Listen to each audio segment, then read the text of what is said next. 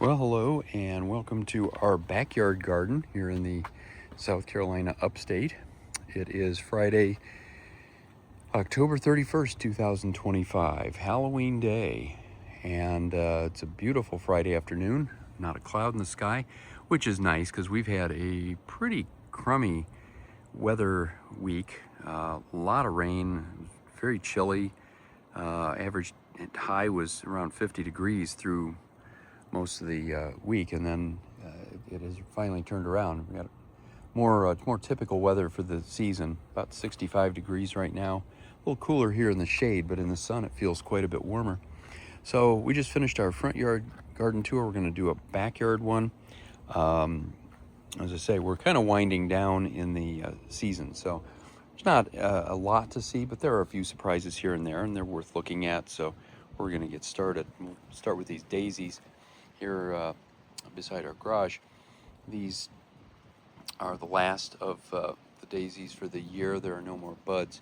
Honestly, I thought these would be done by this week. Not that there's a lot to see, but there's a little bit of color here. I got to think this will be the last week that we have any daisies. Kind of the same thing with our cleome over here. These really are essentially done. We have this one that still has a tiny bit of color on it. But other than that, it's just a lot of seed pods. As you can see, they look like string beans. And even though they look kind of gangly and strange, I'm letting them mature so that the seeds will fall into the ground and we'll get more cleome next year. Over in this area, I've cleaned this up quite a bit. It was full of morning glories earlier in the year, and we've got a few seeds and seedlings coming back out. So I'm not going to do anything with them. Maybe we get a flower or two out of those before the end of the year, but not a whole lot to look at there. I was talking about cleome earlier on. This is an area where we have seen a lot of cleome around our fire pit here, both in the stones and coming up through the cracks between the bricks. And a good example is right here. These are all cleome. They've just come up from seeds, and I've got to think they were seeds that came out this year. More here. They're not going to grow into actual flowers this year because it's a little too late. We may get a frost tonight. We'll see. But hopefully next year we'll get a lot of cleome coming back. In fact, all the way over into here too. If we don't get a frost tonight, we've got a warning. It's supposed to go down to about 35 or 36 degrees. So we may or may not get frost. If we don't, looking at the forecast, it looks like we may be able to go another couple weeks before we get a significant frost risk. So maybe some things will continue to happen. We'll see. And as long as there's anything to look at, we'll continue to do these videos. Now we'll come back up here and then go down the side of the yard, and this is our pokeweed. I've talked a lot about this because it was something new to me. We did not plant it. It just sort of grew on its own. There are a lot of pokeweed plants around here, and even though they're poisonous, they're very attractive, very ornamental with these red stems and the red leaves. So especially in the fall, they really look nice. And most of their berries are gone. The berries are very poisonous, so do not eat. But the birds like them and don't seem to have any trouble with them. Over in here, these are 4 big hydrangeas, big white ones.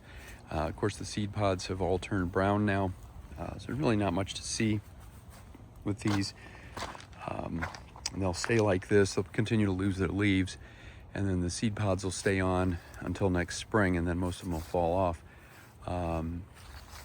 But those have been a reliable flower for us for several years. I highly recommend them if you want something that will give you a nice border, because they get big.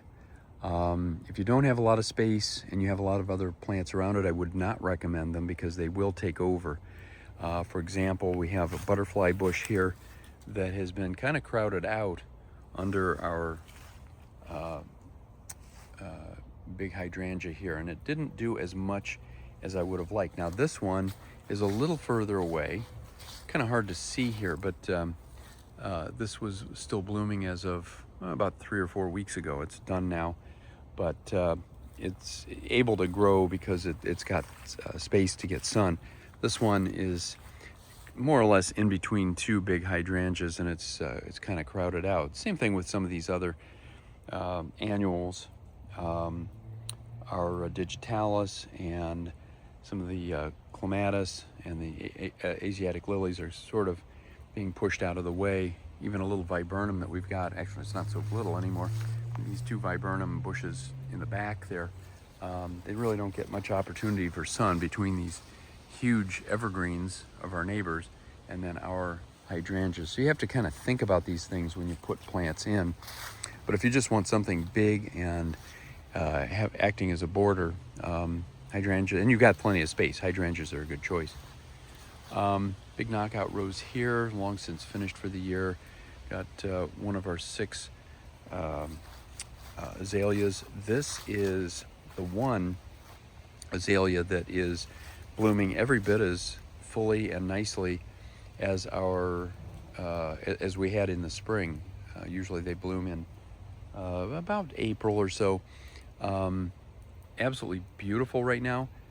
The other 6 or the other 5 back here have some flowers on them, enough to look at and enough to be pretty, but they're not they don't have as many flowers by a long shot. And these 2 back here have hardly anything at all.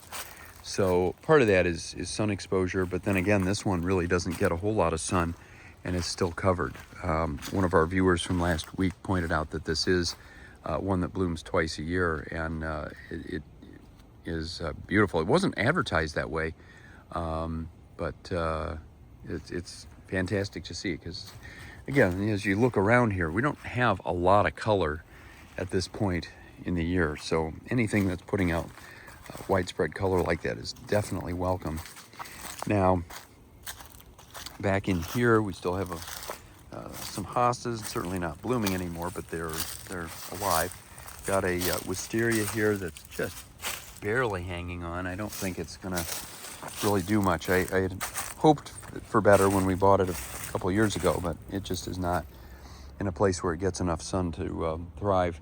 This one, however, hard to see, but it's really spread out along the fence here, and this will give us some beautiful flowers come spring.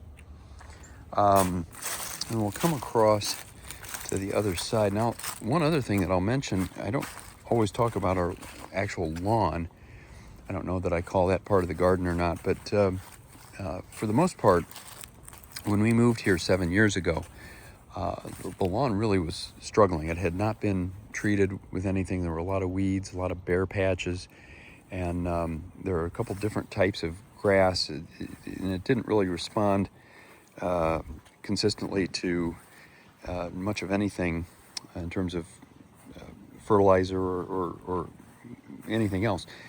But we've been working on it here in the last couple of years. We've kind of reseeded this area in here. This is probably the area that's been the biggest challenge. We are getting some new growth, a little bit at least. Hopefully we'll continue to get some. You can see some of the seeds still sitting there. With all the rain that we got this past week, I was hoping we'd get more new grass coming up. We also aerated. You can see some of the soil cores down in there. Hopefully that'll make for a little more healthy grass next year. Time will tell. But again, each year it's been slowly getting a little bit better. So hopefully that trend will continue. Now, looking at our trellis here, you can see we've got a lot of jasmine and climbing roses and clematis, and I chopped a lot of that stuff back because they were just kind of looking crazy, kind of looking like a mad scientist's hair, and it does look a little bit better. I'm going to have to do the same thing again in the spring, but looking way up there, I'm going to try to zoom in a little bit. You can see these rosebuds way up at the top, getting ready to bloom. I think these are going to be lavender over on this side, so we'll see if they can bloom before we get our first frost. Here we have a camellia. It's getting ready to bloom in late winter, about 3 months from now. It's got quite a few buds on it, and it'll give us some beautiful red flowers. We've got 4 of them all together.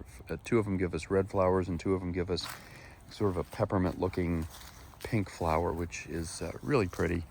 So that'll be one of the first things, along with daffodils, that we see in late winter and early spring. Typically we start to get our first flowers, our first daffodils, somewhere around February 1st, really just depending on the weather. Last year it was kind of cold, so it was around February 1st when we had our first daffodils. But we've had them in some of our milder years as early as around January 10th, which is, coming from the north, that's just almost unthinkable. I love it, but it's not typical of what you were used to. Now, this climbing rose has typically been very favorable as far as putting out flowers, and we've got some buds on it right now. So hopefully we'll get some of those still coming out before the end of the year. Got a big spiderwort down here. I think it's pretty much done for the year. I mean, there's a small flower there that's trying to bloom a little bit, but not much to show. I do have a vinca here. Now, this is one that'll die off as soon as we get our first frost, but it has done very well. It's one of maybe 3 or 4 in the entire yard, which is kind of strange because these have reseeded. We put them in several years ago, maybe 4 or 5 years ago, and they did very well, and they would come back every year. And then this year they didn't. We just had this one, which is unusually large as vinca go, and then this little one down by the on the ground level. Hard to see there with the shadow. And then we have a couple similar ones in the front yard, and that's about it. And then continuing across, we've got a calla lily here, which is looking pretty sad, but that'll come back very strongly next year. We have about, I believe, 7 or 8 calla lilies across the backyard, and 6 different varieties. They should really come back nicely and give us some beautiful color again in the spring. Now, this rose, you would think it was done, but here we are. We've got some buds. We'll get some more red flowers off of this one before the end of the year, and a couple more daisies here. Another camellia, complete with its buds. So looking forward to that. It'll be probably late January when that blooms. And then our other butterfly bush. Now, just since last week, the few flowers that it had have mostly disappeared. We've just got a couple little sprigs that are left, so not a lot to see there. Coming over this way, we've got our wisteria. Not a lot to see, but it will be once spring comes.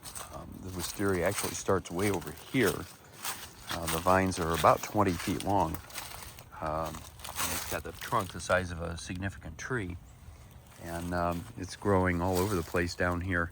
It really pays off in the spring when you get those tufts of purple flowers, and it's growing up into the weeping cherry here, which is about twice the size of that it was when we put it in.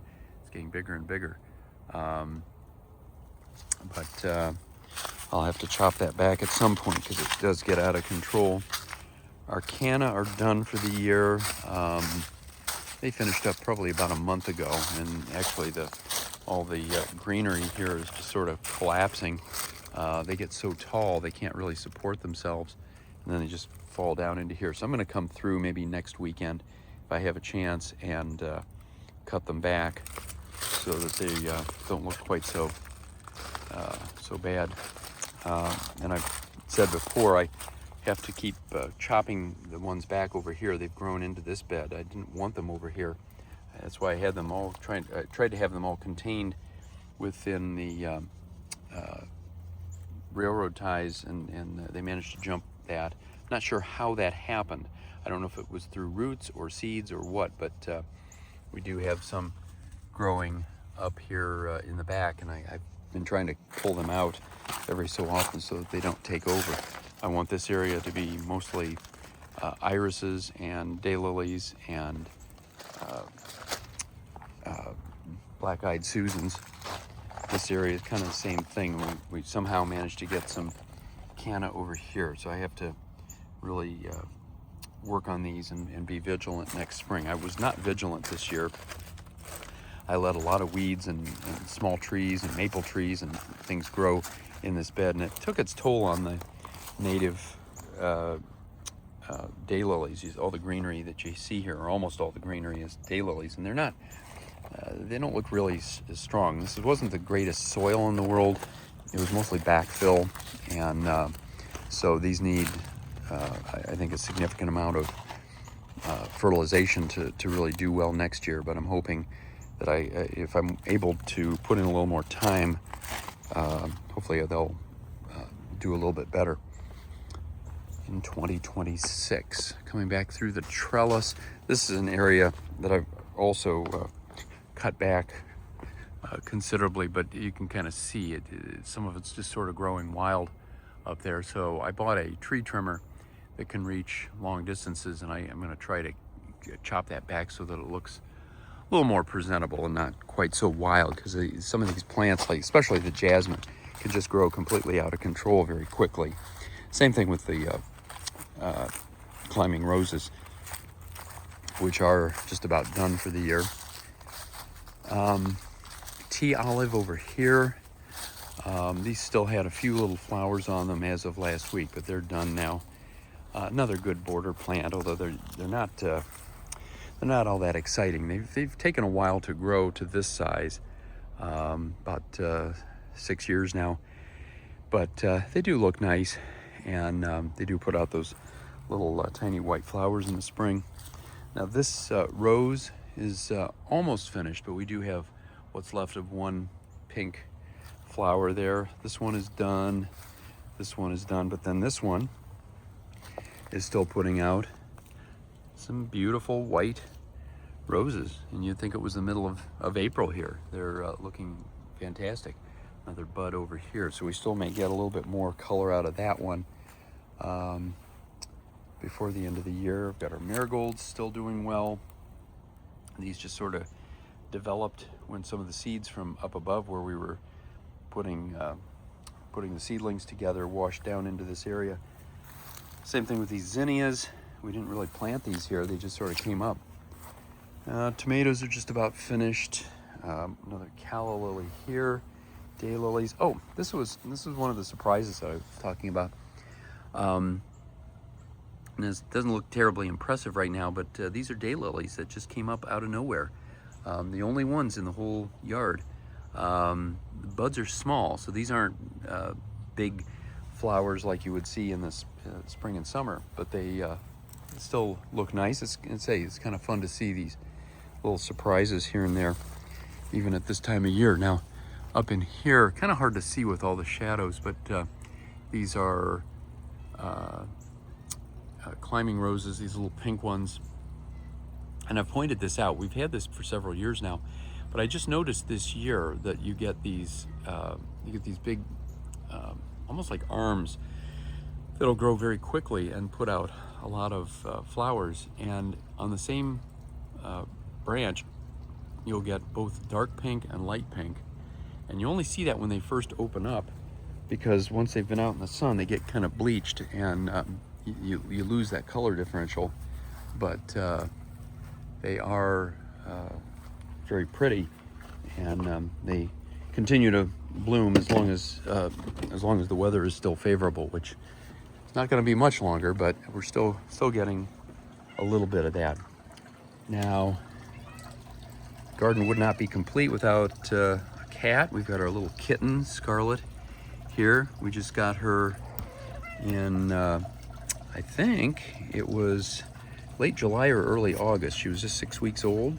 Got her here in downtown Greenville. So now she's about 4.5 months. Very small kitty could not be friendlier, and she's got claws that will tear your face off if you fall afoul of her, or if you're trying to take her to the vet. So we've learned how to get around that. But not much going on up on our deck.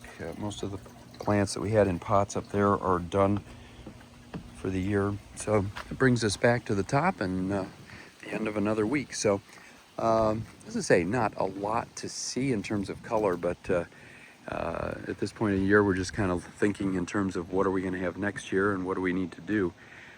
My resolution for next year is to do better deadheading and more fertilization. Certainly you can spend as much time as you want on a garden of this size. And weeding is another thing that needs to be done, and putting antifungal spray on the roses, but it takes a lot of time, and that's not something we always have a lot of. So just trying to enjoy what we have for the time being until the weather turns a little more sour. And so we'll say goodbye for October. We'll see you next week. Until next time, happy gardening, and hope it's sunny wherever you are.